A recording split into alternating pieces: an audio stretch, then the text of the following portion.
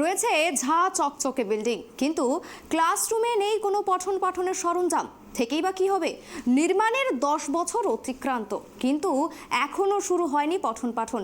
এলাকাবাসীদের দাবি, চারিদিকে শুধু উন্নয়ন উন্নয়ন বললেও এই প্রত্যন্ত জঙ্গলমহলের খড়বন গ্রামে শিক্ষাটুকুরও উন্নয়ন করতে পারেনি সরকার। দেখুন, স্কুল বিল্ডিং এখন পাখির বাসা।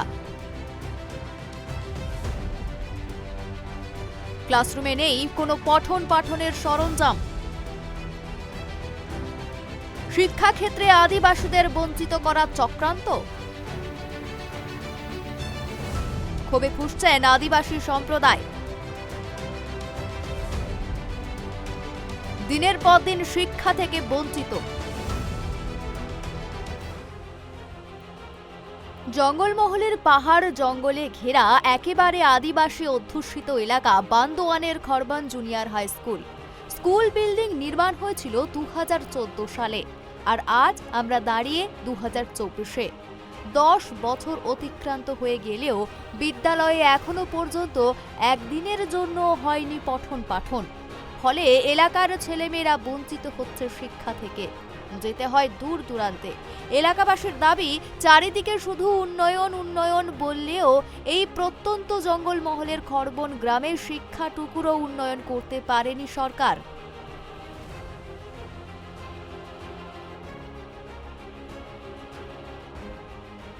এখানে লেখা রয়েছে খড়বর জুনিয়র হাই স্কুল, স্থাপিত 2014।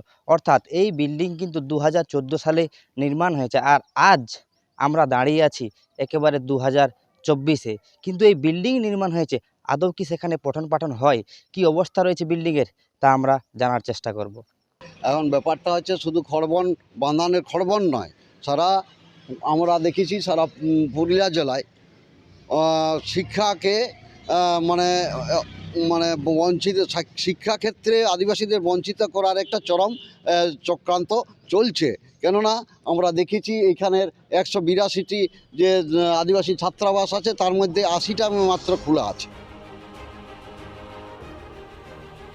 জমিদাতার এক ছেলে বলেন, এলাকায় স্কুল নেই, যেতে হয় অনেকটা দূরে পাহাড় জঙ্গল পেরিয়ে। দিনে রাতে হাতির চলাফেরা এই এলাকায়। কেউ কেউ বা কষ্ট করে কুচিয়া, বান্দোয়ান, এমনকি শিরিশকুড়া স্কুল পর্যন্ত যায় শিক্ষার জন্য। অর্থাৎ প্রায় 20 থেকে 21 কিলোমিটার দূরেও যেতে হয় গ্রামের বা এলাকার ছাত্রছাত্রীদের। কিন্তু যারা দূরে যেতে পারেন না, বা যাদেরকে তাদের পরিবারের লোকজন ভয় ও আতঙ্কের কারণে যেতে দিতে পারেন না, তারা কিন্তু প্রাথমিক শিক্ষার পর স্কুল ছুট হয়ে বাড়ির কাজকর্ম করে। ঠিক এমনই কিন্তু অভিযোগ তুলছেন জমিদাতার পরিবার থেকে শুরু করে এলাকাবাসীরা।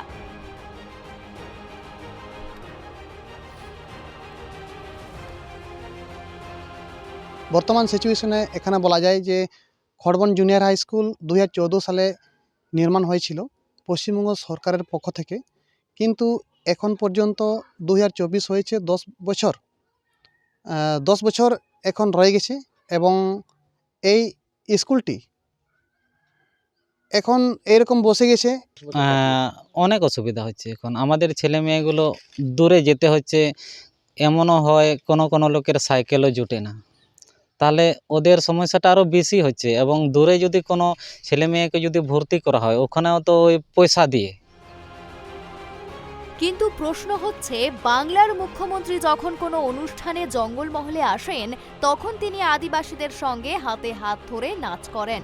কিন্তু আদিবাসীরা যে দিনের পর দিন শিক্ষা থেকে বঞ্চিত হচ্ছেন, সেই নিয়ে তেমন কোনো বার্তা পায়নি, এমনও কিন্তু অভিযোগ তুলছে এলাকার সাধারণ মানুষ। এই প্রসঙ্গে সিপিআইএম নেতা শঙ্কর সিং বলেন, স্কুল নির্মাণ হলেও শিক্ষক শিক্ষিকার অভাবে পঠন পাঠন শুরু হচ্ছে না। শুধু খড়বন নয়, বান্দোয়ান ব্লকের বেশিরভাগ স্কুলেই শিক্ষক শিক্ষিকার সংকট রয়েছে। রাজ্য সরকারের উপর কার্যত ক্ষোভ উগরে দেন তিনি।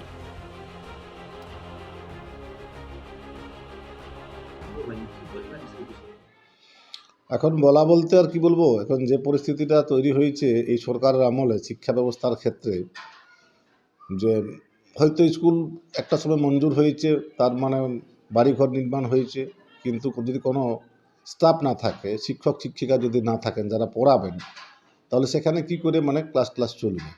শুধু খড়বন জুনিয়র নয়, আজকে যদি আমরা দেখি আমাদের বান্ধন ব্লকের বেশিরভাগ স্কুলের ক্ষেত্রেই শিক্ষক শিক্ষিকার সংকট দেখা দিয়েছে।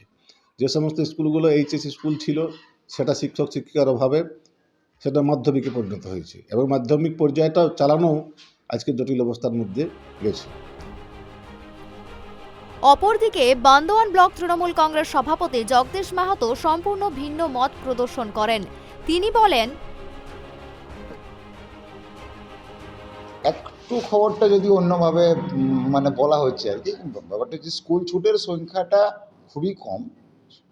তবুও বলি যে খড়বনে যে 14 সালে যে স্কুলটা হয়েছিল, স্কুলটা নির্মাণ হয়েছে নিয়োগ জটিলতার কারণে সেই সমস্ত জায়গাতে এখনও শিক্ষক শিক্ষিকা নিয়োগ না হওয়ার কারণে এখনও পঠন পাঠনের কাজটা শুরু হয়নি।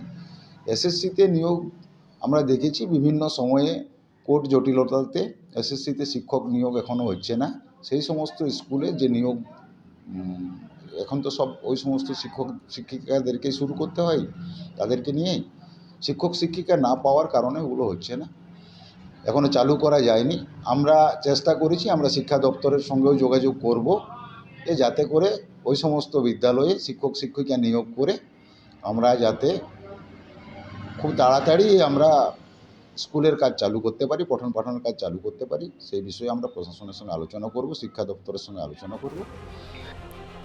তাহলে কি সরকার চাইছেন জঙ্গলমহলের আদিবাসী ছেলেমেয়েরা শিক্ষায় শিক্ষিত না হোক, নাকি আদিবাসীদেরকে সরকার শিক্ষা থেকে বঞ্চিত করে রাখতে চাইছে? এমনই প্রশ্ন তুলছেন এলাকাবাসীরা।